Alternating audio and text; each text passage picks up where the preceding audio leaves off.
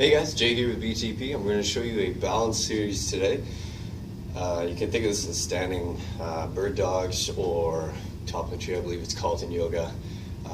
In the weightlifting world, you're thinking more of a one-legged, stiff-legged deadlift.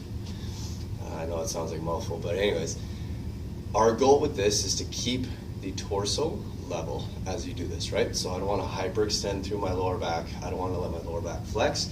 At the same time, I don't want my hips to come out to the side, right? If they come out to the side, it means I'm basically sitting inside of my joint versus using glute med to hold your hip up and level. So when you're standing level, right, it should look very similar to when you're standing on one leg, keeping the shoulders and the hips level, right? So standing both feet on one foot, okay? That's to start, right? If you're having a hard time with that, stick with that and do the other balanced exercises from before. If you are ready for this exercise, what we're going to do, if I stand sideways, we're going to deal first with the hip extension, right? So that means I'm going to use my glute max, glute med, to pull my leg back as my shoulders and back stay straight. So I don't want this, right? That's going to be hyperextending through the lower back. So I'm going to hold this position, I'm going to extend my hip back. From here, I'm going to start to hinge forward, right? So as my leg is coming up, my upper body is the counter to come forward. And then you come back up. Keeping that hip extended. Again, come forward as you come down. Right? Come back. Now if you really want to, you can counter with your other arm.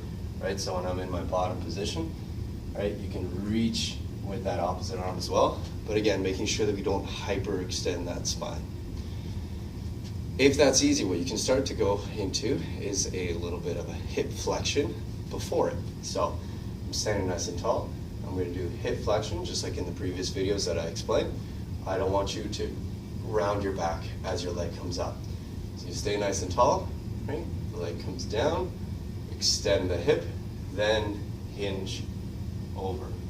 Come back up, okay? And do that again. If that starts getting easy, you can extend your knee, so straighten your knee at the top position. So here, straighten that knee, lower it down, transfer over, come forward, and then come back.